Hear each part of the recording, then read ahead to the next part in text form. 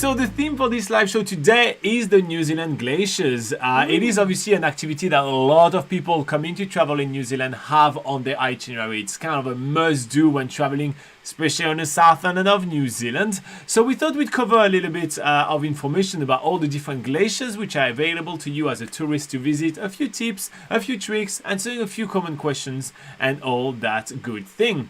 But in order to begin talking about the New Zealand glacier, we thought it'd be interesting to tell you which are the glaciers that you are likely to be able to experience in New Zealand.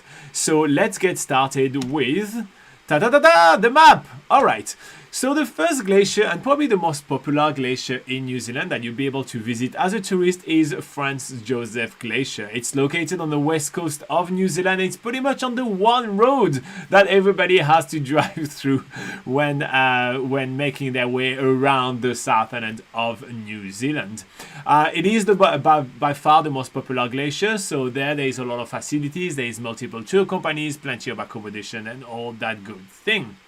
The next glacier that you are very likely to be able to visit in New Zealand when traveling is Fox Glacier. It's located south of Franz Josef Glacier. It's really only a short drive. It's about like 30 minutes, would you say, Laura? About 30 minutes? Yeah? 20 minutes, 20 she says. So yeah, so it's only a 20-minute drive there, and it is just a different glacier than Franz Josef Glacier. So if the weather is not good in Franz Josef, maybe you can head to Fox Glacier and be able to do your experience nonetheless. If you want something a little bit more intimate, it's definitely much more of a smaller settlement that you can do. Plus, if you are really into those beautiful ice blue ice caves, this pure glacier experience, well, the Fox Glacier has a really big band in it, and with that big band usually comes a lot of more broken ice and therefore usually a little bit more ice caves. So you are almost 100% guaranteed to get ice cave when visiting Fox Glacier. So here you go. Hey Clay, that's been a while. What's up with you? Yeah, Clay just popped in the live chat right now. Okay, and the last glacier that you are likely to be able to encounter in New Zealand is the Tasman Glacier, which is located in the Mount Cook area. So the Tasman Glacier is on the other side of the Southern Alps. So all the glaciers I just mentioned, Franz and Fox Glacier, are located on the west coast of the Southern Alps, therefore being usually battered with weather. The wild west coast is usually very famous for its weather. Now, the Tasman Glacier is located basically on the east side, so basically sheltered behind the Southern Alps and much more inland. So it's not as wild of a weather on the Tasman Glacier, and usually much more of a reliable glacier. Plus, the Tasman Glacier is located just below Mount Cook, New Zealand's tallest mountain, and it is New Zealand's longest glacier. So here you go. Those are your three different options if you are planning to travel in New Zealand and want to experience the different glaciers that the country have to offer. So pick any or all of the three. I don't think I will do both Franz and Fox Glacier, to be honest. I'll do one or. Yeah. So either or, but those are the options that you guys have. Yeah. Alright, so let's go over the different ways we can take on the glacier with kind of the first and Laura's favorite things to do on the glaciers. Yeah, so the first thing you can do is you can certainly hike around the glaciers. So there are many walking trails to the various glaciers around New Zealand where you can walk sort of in the valleys. You can even walk on the mountains alongside the glaciers, or at least where there's a viewpoint of the glaciers in the distance. There's plenty of options to do that, both in Franz Josef, Fox Glacier, Mount Cook, also glaciers near Wanaka, like the Rob Roy Glacier. So plenty of options to do that. Next up is hiking on top of New Zealand's glaciers. So I'm sure most people know the glaciers in New Zealand because you can do heli hikes onto them, and you can do that both in Franz Josef, Fox Glacier, and on the Tasman Glacier in Mount Cook.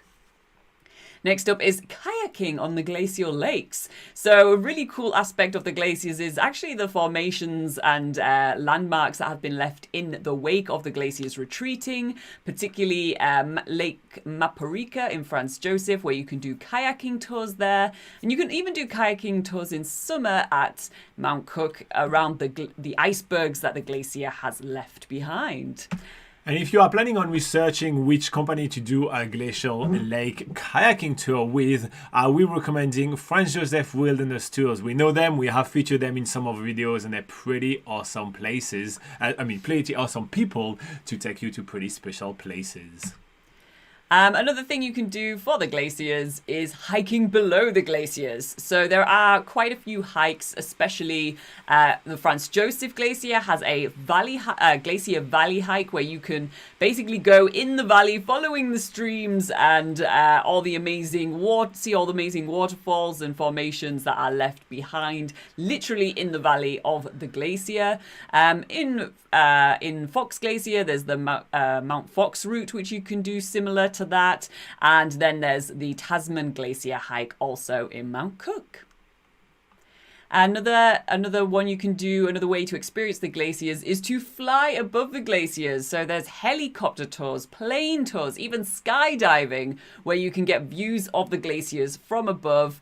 And that's another really awesome and special way to experience the glaciers. Another really interesting thing to do is to ski down the glaciers. So especially on the Tasman Glacier during winter, you can do heli skiing. So you can be dropped off by ski plane or by helicopter and then do skiing or snowboarding down the glacier. Obviously quite an expensive activity, but a really unique way to experience the glaciers.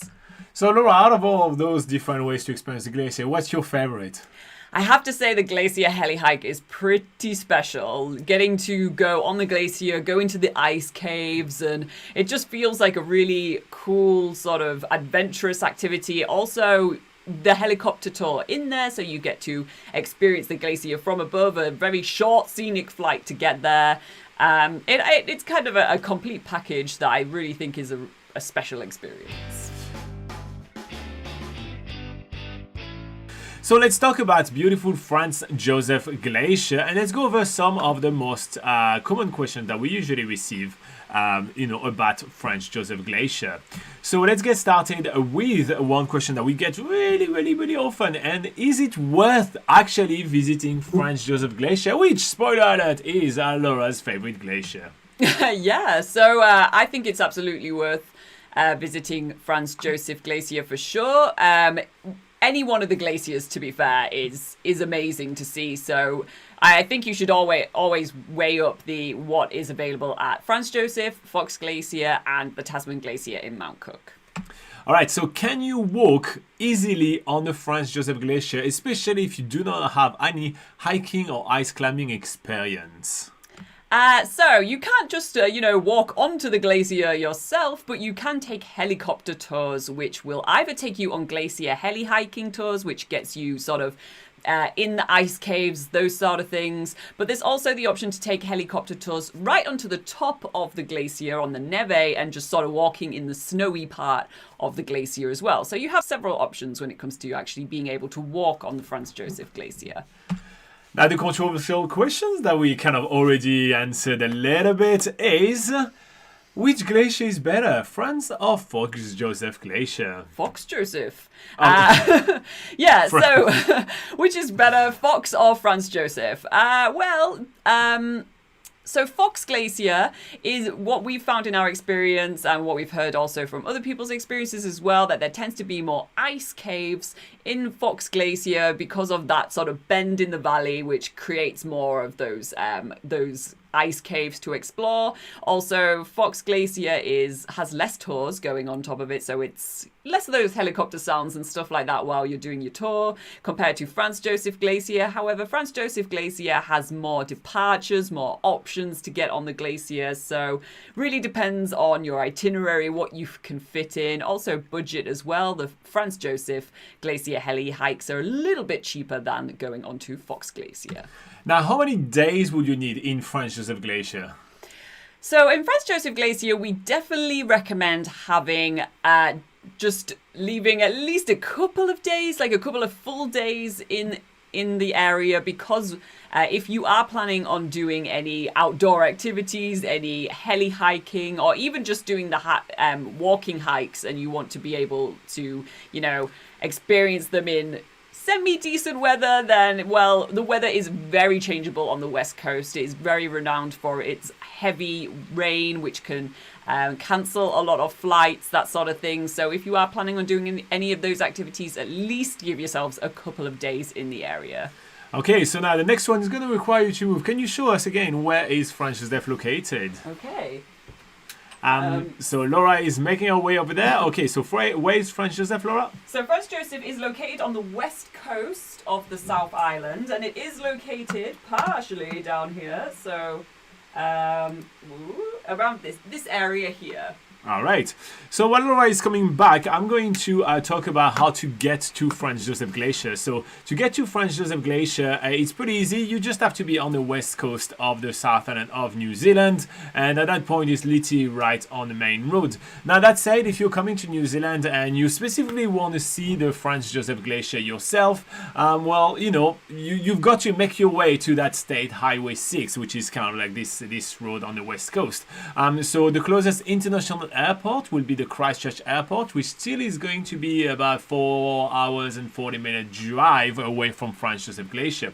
If you want to take a domestic flight, if you can kind of link those one together, you can go to the Hokitika Airport, which still is going to be an hour and 40-minute drive away from Franz Josef Glaciers. And they are connecting domestic flight from Queenstown and Christchurch. So you can do Queenstown to Hokitika or Christchurch to Hokitika and then drive from there.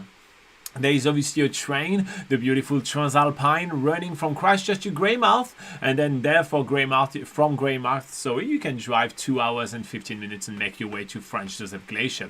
Plus, pretty much all main bus routes will link to Franz Josef Glacier at some point if you're traveling around the South Island of New Zealand. So as you can see, Franz Josef is relatively isolated, and so for that reason, you'll be able to, you'll be more advised to kind of add Franz Josef Glacier to a South Island itinerary rather than doing it on its own. All right, so the next question I have for Laura is, what is the weather like usually on the very wild Franz Josef Glacier?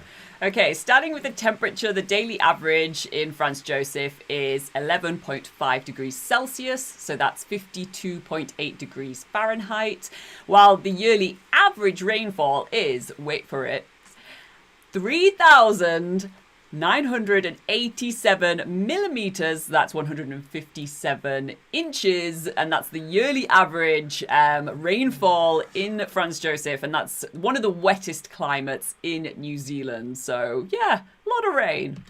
All right. Okay, so that is like the most common kind of questions that we usually receive about a Franz Josef Glacier. The last little segment about the beautiful Franz Josef Glacier, Laura and I are going to share our favorite experience to do on the Franz Josef Glacier. And what about you start? Okay, well, one thing you can do is absolutely free. You can go and do some hikes. Specifically, a really good one is the Franz Josef Glacier Terminal Face hike, where you get to walk through the glacier valley in the wake of the Franz Josef Glacier. Yes, and you get to see the terminal face. Yes. All right, so my favorite thing to do there is obviously the heli hike. I had to take the obvious one right here. The heli hike is a complete experience where you get to see both the glacier, you get to walk on it, you get to experience it, and you get to see the whole valley on the walk on the fly back. It's obviously an experience that's kind of sometimes is extremely weather dependent, sometimes all the time. So you've got to be a bit flexible with it. But we'll cover that a little bit later. But it's definitely something that is absolutely worth doing if you have the budget for it, because it's not cheap. Yeah, another activity which you can do for absolutely free, and it's one of the underrated activities, is walking through the amazing wetland environment of the Okarito Lagoon, home to some very, very rare birds. If you see a white heron there, you mean that is it. You've hit the big time. Yeah, that is the hardest one to get on the New Zealand bird bingos. Yeah, yeah. So that whole area is stunning. Boardwalks over a beautiful lagoon. Why not check it out? Okay, so speaking about wildlife, what about checking out kiwi birds, another elusive bird of New Zealand? So located in Franz Josef Glacier, there is the West Coast Wildlife Centre, and there you'll be able to see some amazing kiwi birds where they are spending some time kind of reproducing. So basically it's like a shag box for kiwi birds, but it's worth checking out because it's a great conservation effort, and no, you won't see them doing naughty things. They're usually busy eating. Next up. Next up is kayaking on Lake Maporika with Franz Josef Wilderness Tours. Not only do they provide awesome kayaking tours on a really super reflective lake, which has amazing photo opportunities, but they also do boat tours, fishing on the lake as well. So lots of different experiences there. And if it happens to be raining in Franz Josef, which it probably will at some point, you still have access to two different hot pools locations. One art gallery, a greenstone and art gallery called the Tekoha Gallery. And you can also carve your own greenstone there as well. Yes, and you can also do some quad bike tour because quad bike is much more fun in the mud and the rain. Yeah. So here you go. So that wraps up kind of everything that there is to do in Franz Josef Glacier. Again, if you are looking for a recommendation, I recommend Franz Josef Wilderness Tours. They're pretty good people, and they do like a lot of different activities there, especially the glacier kayak. There's a video of us doing it. Man, I do love it. And also they do mountain biking as well around the area. Yeah, they do. I didn't know that. They just sort of introduced it last year. They started doing like bike rentals and that sort of thing. So if you want to check out some of the bike trails on the West Coast, then that's a good place to hire from. So let's talk about Fox Glacier now. Laura, would you like to run down some of the best things to do in Fox Glacier for us? Okay, well, an obvious place to start is heli hiking. There is one heli hiking company that goes onto Fox Glacier, which is Fox Glacier Guiding. Getting to see lots of awesome ice caves, that sort of thing. The way that the valley is with that bend in the valley means that there's lots of different ice caves that are constantly changing. No two tours are the same, so it will probably be a good one nonetheless.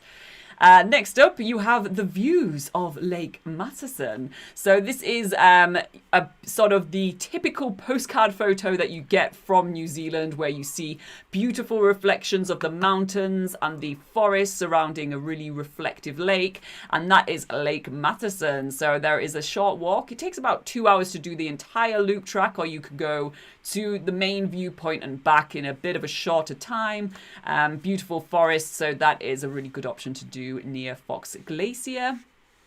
Another really awesome thing to do in the area is to go to Gillespie's Beach. So you're on the west coast, which is the best place to see the sunset in New Zealand. So if you're staying in Fox Glacier overnight, you should definitely take the short trip over to Gillespie's Beach and lap up those amazing views. Another really cool thing to do is the Fox Glacier Southside Walkway / Cycleway, because you can also take your bike down there, and that's a way to see the Fox Glacier in the distance and do a 2-hour return hike of the area. Next up is to do a helicopter tour of the Fox Glacier. So you don't have to do the whole heli hiking thing. You can actually take a scenic tour over the Fox Glacier and even land on Fox Glacier. And there's often combos to do that, landing on Fox Glacier, then flying over Franz Josef Glacier and doing a landing there as well. So that's another exciting way to experience both glaciers. For a long hike, if you're an experienced hiker and you even want to stay in a dock hut overnight, then you can do the Copland track, which starts from the Fox Glacier area, and that takes you to some beautiful hot pools where you can go and bathe in the hot pools and stay in a Department of Conservation hut overnight. There's also the amazing forests of the Fox Glacier area where you can do many different hiking trails, such as the Moraine Walk, which takes about 40 minutes return. And there's also the, sorry for the pronunciation, but the Minnehaha 20-minute loop walk. So yeah, there's really just that whole area has beautiful rainforest, which shouldn't be neglected when you're experiencing the area. Although the glacier takes all the limelight, there's beautiful rainforest in that area too to explore. All right, so there is indeed a lot to do on Fox Glacier if you guys are keen to explore this amazing area. And yeah, again, it is really located super close to Franz Josef Glacier. However, because there are different valleys, you can experience very different weather between one and the other. So if you are stuck with really terrible weather in Franz Josef, it is definitely worth inquiring if the weather is better in Fox Glacier and heading that way. That said, remember that the settlement is much smaller, so there is a smaller amount of companies doing everything. There's only one company doing the heli hike, for example, and but yeah, there's really a lot of different awesome things to do there, and the Copeland track is really fun to do if you are prepared for a whole day. You're ready for an adventure. Yeah. That's right. So when there is a comment that will kind of match the theme of this week, I will pick, it, and we will go over this one. So this week I decided to pick a comment from about 5 months ago from a lovely lady called Ali Cat that is asking.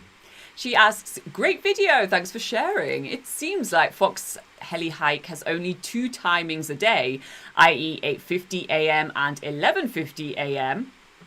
Does it mean that the weather is no good at both if it's no good at both timings, I will not be able to do the hike for the rest of the day? I.e., say, even if the weather turns out to be good at 2 p.m., there is no flight going up at that timing to compensate for the earlier cancellation? All right. So, yes and no, right? So one of the things that you need to be aware of is that being stranded on a glacier with terrible weather at night is really no good. And there is no company that's ever going to risk nowhere near doing that. So actually 2 p.m. would cannot be a cutoff for one of those tours, right? So yeah, they may kind of do a later departure in order to kind of compensate, to try to help people. And obviously it's in their best interest to do that, as they want to get people back on the glacier. So yes, for sure, they will try to kind of move the tours a little bit later, or sometimes on the next day they will run the tour a little bit earlier. But they will not take a risk of taking you later on in the afternoon if there is nowhere near a risk of them not being able to come and pick you back up. Because it's not about the weather being able to kind of get there. Yes, it is important, but it's also being able to take you back off the glacier. And when they look at the kind of the weather condition, they look at the entirety of a tour. They wouldn't be just looking at, okay, at 2 o'clock it's going to be good weather and then it's getting terrible at 3. What if it's getting terrible at 3? The tour is 2 hours, so there is no way they can come pick you back up, and then at that point they won't. So I obviously did already answer Ali Kat's question in writing when she did ask the questions 5 months ago. It didn't take me 5 months to answer the question, but I thought that it was such a relevant question asked on one of the video, as you can see just below me right now. You can see the thumbnail of which video it is. So it's one of our video doing the Fox Josef Glacier, sorry. And Fox Glacier. Why do I keep doing this mistake? The Fox Glacier right here. It's a mashup of glaciers. Yeah. All the glaciers together. So I already answered that to her, but I thought I'd pull back this comment. I'll pull it back up again just to make sure that you guys are able to get this answer. So here you go. All right. And if you do have any questions of your own, people, you can put them in the comments section of any of our YouTube videos. Maybe one day it will be picked 5 months later to be featured on the live show. Maybe we be picked back up much earlier. Come on. And I always answer the questions anyway. Yeah. So yeah. Let's continue with our coverage of the New Zealand glacier, and let's now move on to the Mount Cook area, which is home to New Zealand's longest glacier, the Tasman Glacier, which is quite epic. So, as per with Franz Josef Glacier, we're going to start with some common questions that we got asked about, beautiful Mount Cook area. And let's start with, is it worth visiting Mount Cook, Laura? Yes. I think I'm just going to always say that for this question. But yes, of course, it is definitely worth visiting, not only to see the longest glacier in New Zealand, which is the Tasman Glacier, but there's many amazing mountain landscapes in the area, beautiful hikes, and beautiful experiences all around. Okay, so how many days do you think it will take to have a good experience in Mount Cook, to be able to see and do everything that you want in the Mount Cook area, in your expert opinion? Oh, yes. Well, in my expert opinion, I think 2 days is a good sort of minimum amount of time to spend in Mount Cook, which gives you opportunity to do some of the hiking trails, perhaps do a heli hike on the glacier, maybe do some kayaking, and there's even stargazing tours that you can do in Mount Cook as well. So 2 days is definitely my recommended amount of time to spend in Mount Cook. Where is Mount Cook located, Laura? Do you want to show us on the map? Sure. All right, so Mount Cook is located about 4 hours drive away from Christchurch, about 3 hours drive away from Queenstown, and about an hour and 10 minutes away from Lake Tekapo. And it's located where Laura is pointing right now. Here you go. She's ready. Nice one. Now, how to get to Mount Cook? It is connected to pretty much the rest of New Zealand through State Highway 80 and State Highway 8. The closest international airport to Mount Cook is going to be the Queenstown Airport, but still, as mentioned, it's about 3 hours drive away. And there is also a domestic flight from Auckland and Wellington and Christchurch to go all the way to Queenstown and then drive the 3 hours to get to Mount Cook. However, Mount Cook is on all of the main bus routes. It's just always kind of like it's a one way in, one way out. So you've got to kind of make your way straight to Mount Cook all the time. All right, as Laura is coming back right now, we are going to go over, driving toward Mount Cook. And one of the main questions that we get when it comes down to the drive toward Mount Cook, Laura, is do you need snow chain in order to be able to go to Mount Cook? In most instances, like about 99% of the time, no, you do not need snow chains to go to Mount Cook. The drive is on a piece of road that doesn't usually get snow.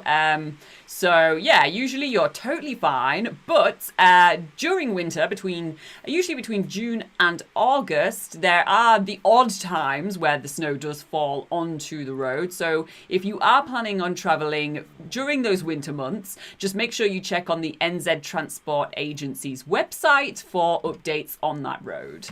And finally, Laura, tell us about the weather on beautiful Mount Cook and over the stunning Tasman Glacier. So the weather in that area, it's usually pretty chilly. You are going up into high altitude into the mountains, so it's usually the daily average temperature is 8.6 degrees Celsius. So in Fahrenheit, that is 47.5. And as for the rainfall, it is for the yearly average, it's around 3,656 millimeters. So in inches, that's 143.9 inches.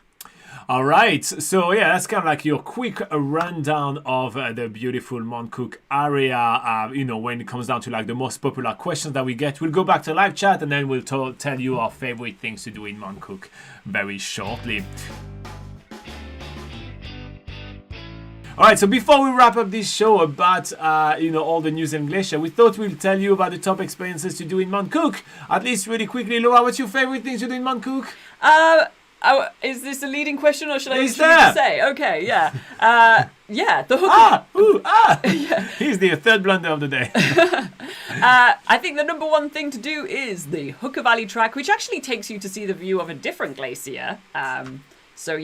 Don't have to see the Tasman Glacier. There's other glaciers to see, and the the Hooker Valley Track will take you to that. One really unique thing to do in Mount Cook is to actually land on top of the glacier with a ski plane.